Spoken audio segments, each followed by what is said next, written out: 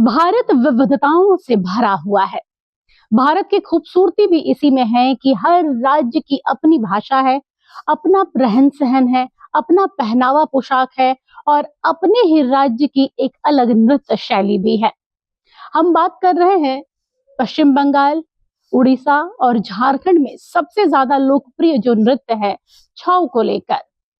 इस फॉर्म में martial art, शारीरिक क्षमता और सांस्कृतिक सबका टच देखने को मिलेगा। इसी पर आधारित है हमारी ये रिपोर्ट। एक नजर डालिए।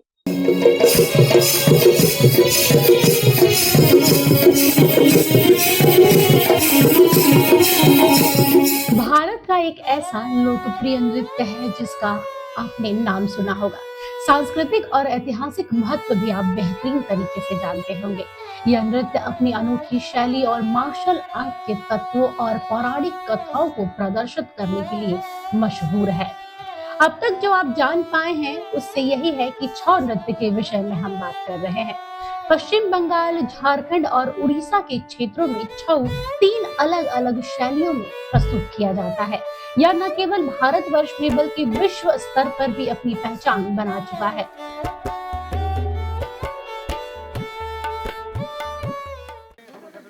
आप लोग ये छऊ नृत्य जो कर रहे हैं वो कब से है? बहुत दिन से। बहुत दिन से। काफी मेहनत लगता है। हाँ, बहुत मेहनत करने पड़ता है। आप बनते क्या है इस पर? इसमें हम लोग बनता है शेर। शेर बनते हैं। शेर का मुखौटा लगाते हैं। हाँ। क्या शरीर में लगता है कि शेर जिस तरह जंगल का शेर- राजा है? हाँ, तो जंगल का राजा है तो उसमें जब हम लोग का साथ जब युद्ध करता है ना, तो उसी टाइम हम लोग शेर बन जाता है। उसको पकड़ने के लिए हम लोग महिषासुर को पकड़ने के लिए हम लोग तैयार होता है। दुर्गा जी का। हाँ, दुर्गा जी देता है। दिखाते हैं। दुर्गा जी का वाहन बन गया है तो उसमें ताकत हम लोग लगाता है। ये लोग जब गर्मी का सीजन में जब शो स्टार्ट होता है, हम लोग का नया नया जो हम लोग थीम बनाते हैं तो उस समय कम से कम महीना 1.5 महीना का रिहर्सल चलता है। उस थीम को जैसे रामायण, महाभारत, पुराण, वेद से लेते हैं। उस वेद को लेते हैं, कोई एक कांड को लेते हैं, कांड को कैसे है, क्या घटना है, उसके लेकर हम लोग उसका मैजिक फिट करते हैं। उसका वाइन के साथ फिट होगा, फिर रिहर्सल होगा। रिहर्सल करने के बाद उसको धीरे धीरे उसको अपना अप्लाई करके उस सीन को बनाते हैं। छऊ नृत्यों के कलाकारों ने बताया है कि जब वो माँ दुर्गा का मुखौटा पहनते हैं तो उनकी छवि रोम रोम में समा जाती है। ये कलाकार करीब 3 से 4 केजी का यानी 3 से 4 किलो का परिधान पहनकर दर्शकों के सामने अपना करतब दिखाते हैं। मुखौटा जब पहनते हैं कैसा लगता है? वो खोने ठीक आगो दिखे लड़कियां जाते हो। लगे को? दादी बंगला में कुछ बोल रहे, क्या बोलना चाह रहे हैं? ये बोलना चाह रहा है कि जब भी हम लोग दुर्गा माँ का माने रूप धारण कर लेते हैं, ड्रेस, मुखौटा, मास्क या ड्रेस पहनने के बाद हम लोग को लगता है कि हमारे आगे कोई नहीं है, कोई असुर राज, कोई सेना, कुछ नहीं है। हम किसी के कम नहीं है और कोई असुरों को भी हम माने मार गिरा सकते हैं। उसके बाद ये शक्ति ऑटोमेटिकली एनर्जी आ जाती है, तो अपने आप रूप में वो परिणत हो जाते हैं माँ दुर्गे और सबको अपना नाश कर लेते हैं। ऐसा तो होता ही है कि राजा जो भी चाहता है कि हम कुछ कर लें तो वो लोग मानने वाला नहीं है। वो लोग अपना दिखाता है कि हमको उसको किसी भी हाल में रोकना नहीं है। किसी भी तरह से जोश में आ जाता है, फिर उस लड़ाई में प्रस्तुति ले लेते हैं।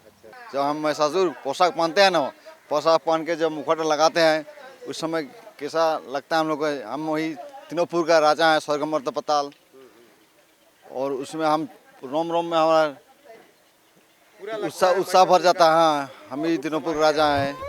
चैत्र नवरात्रि के पर्व पर अक्सर माँ दुर्गा का व राक्षस का वध की कथा प्रस्तुत करते हैं। इन्हें तैयार होने में तकरीबन 2 से 3 घंटे का समय लगता है। जिस किसी का मुखौटा पहनते हैं, चाहे वो माँ दुर्गा का हो या फिर राक्षसों का या फिर शेर का, सभी रूप इन कलाकारों के अंदर समाहित हो जाता है और आप इस नृत्य में देख पा रहे हैं कि कैसे ऊर्जा के साथ ये नृत्य कर रहे हैं। कभी कभी तो नृत्य देखकर भी भय होने लगता है, लेकिन ये बहुत ही बेहतरीन फॉर्म है डांस का। बहुत मज़ा आता, लगता है कि हमें और कुछ मेहनत करनी चाहिए और इतना खुश है वो लोग तो हमें मेहनत की और आवश्यकता है।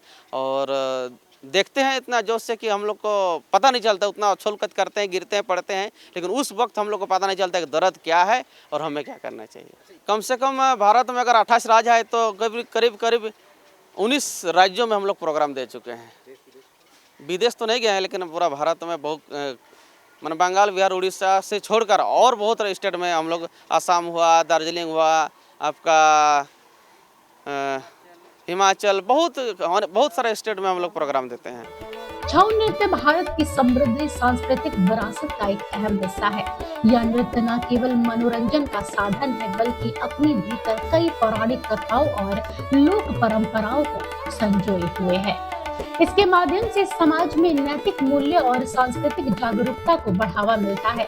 यह नृत्य शैली पीढ़ी दर पीढ़ी चलती आ रही है और आज भी इसकी लोकप्रियता पहले की भांति ही बरकरार है। तो देखा आप लोगों ने, ये वो कलाकार थे जो छऊ नृत्य को पेश करते हैं लोगों के सामने। बात ये नहीं है कि छऊ नृत्य पेश करना है, बात ये करना है कि इसे कैसे करना है।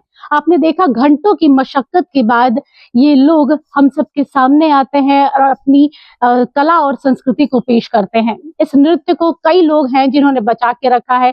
इंडिया में जितनी इसकी पूछ है उससे ज्यादा विदेशों में अब इसकी लोकप्रियता बढ़ने लगी है।